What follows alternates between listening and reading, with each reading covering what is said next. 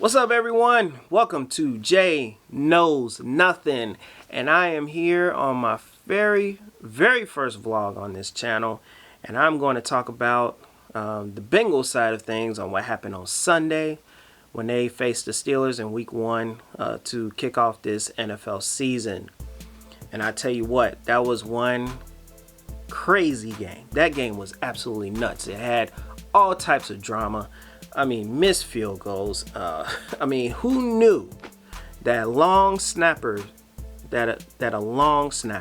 was so important to the game of football? So I'm going to give my thoughts on a few things that I took away from at least the Bengals aspect of things, what I saw, and I'm pretty sure what many of you saw as well.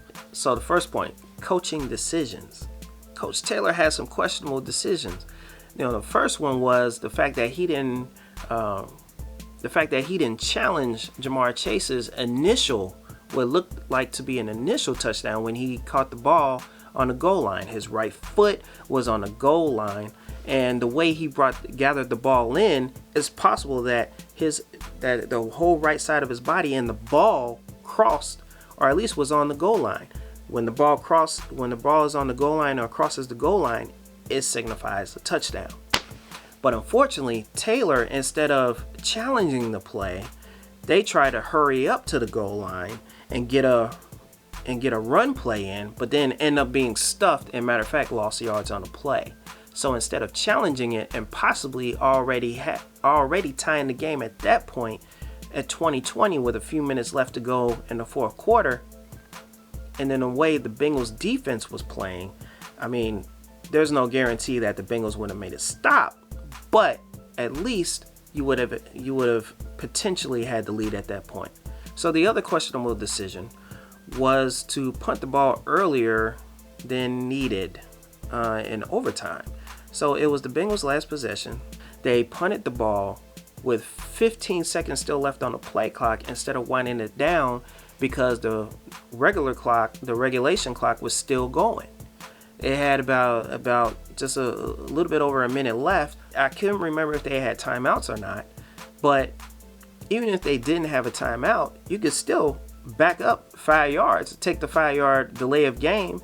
At least then you have more time. All those 15 seconds ran out, and the Steelers have less time. And then also you give your punter more room to boom the ball a little bit further, so then he doesn't have to worry about a touchback. Point number 2, speaking of long snappers, who would have known their lives matter too? But no, seriously, the Bengals had long snapping issues. When Clark Harris, he was injured in the fourth quarter, people ask, well, how in the world does a long snapper get injured?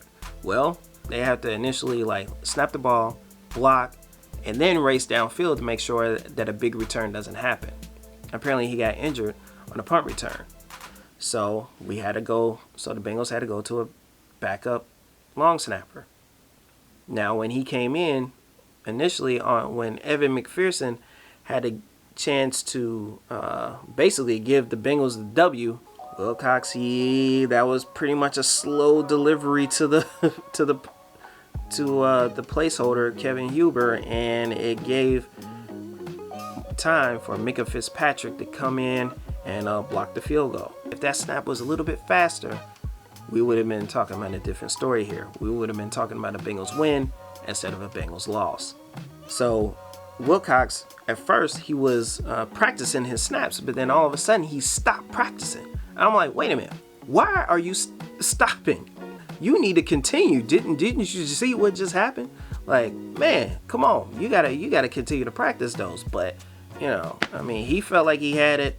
Maybe he didn't want that added more pressure to it, but clearly in overtime, when they had a chance to send the Steelers home again, he snapped the ball too high. He snapped the ball fast, but it went too high. Huber had to jump up out of his position, and then he got the ball down. Laces were in. Ray Finkel, Ace Ventura all over again. Supposed to be laces out, and McPherson shanked that all the way to the left. I mean, that's how important a long snapper is. Key point number 3. The Bengals defense kept them in the game. They really kept them in the game. It's highly unlikely that we'll see Burrow turn the ball over 5 times in a game. That was nuts. I couldn't believe what I was watching myself, and I'm pretty sure many Bengals fans couldn't believe what they was watching, especially in the first half. His first throw was a pick six, and then he turned the ball over 3 more times in the first half. 2 interceptions and a lost fumble, and then he turned the ball again in the second half, which brought the total to 5 turnovers. A lot of times when you lose the turnover battle, many times the team that doesn't turn the ball over or wins that turnover ratio or wins the turnover battle usually wins the game.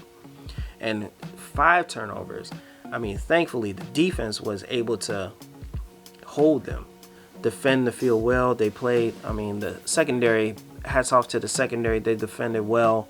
The D-line was able to get adequate amount of pressure at times. And basically the Steelers had to resort to like the short passing game. They couldn't connect on any other long balls. The last point I want to make about the game is preseason. Preseason is important. Now the Steelers, of course, they had a quarterback battle between Kenny Pickett, Mr. Trubisky, and Mason Rudolph. So many times their starters were playing on offense and defense. Bengals, none of our starters played. Matter of fact, I believe the only starter that actually played was Volson. And that's because Volson was in a battle for the left guard position with Jackson Carman. It was first Jackson Carman going into training camp. He was listed as number 1 on the depth chart. But I believe what changed was when he was out with COVID and then Volson stepped in. Volson did pretty well. The coaches liked what he did. So Volson ended up being the starting left guard over Carman. Bengals defense played well because, I mean, most of the defensive starters were from last year. So they already have a good feel for each other. They basically all know each other's tendencies and they have a feel for each other. And even with Jesse Bates holding out, which was very understandable, and to conserve his body, he came back in great shape. He looked good. He looked great during the game. But the offense, this newly built offensive line, it has 4 new starters. There was some injuries in the offensive line during training camp to where they couldn't even have an opportunity to gel with one another. So, like I said, that was very important, and it's important to have that. So when you don't have that time together in the preseason all together, all your starters, this is what you end up with on Sunday.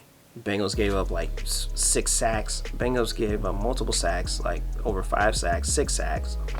And Burrow threw 4 interceptions, lost a fumble.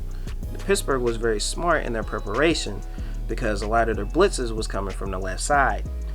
The left side, I would say, is probably the weakest side of the offensive line. You have Jonah Williams and the rookie Volson. And what they were doing was they lined up Hayward on 3rd down against Volson. And Hayward was pushing Volson back all game. All game. He was pushing him back. It was a welcome to the NFL moment for him.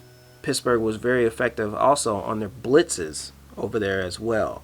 And then sometimes they would overload that left side and somebody would come free and sack Burrow. So once the offensive line gets things figured out, I believe once they get more games in all together, I do believe that they'll get it together. Investing in an offensive line is still a good thing. I do believe that they'll get better. All right, so those are my main points. Like I said, questionable coaching, long snappers matter.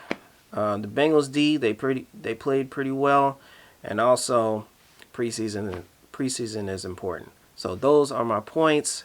If you have any additional comments that you would like to make, go ahead and comment below. If you like what you heard, please subscribe, like the video. Thank you all for taking the time to listen to me. All right, deuces.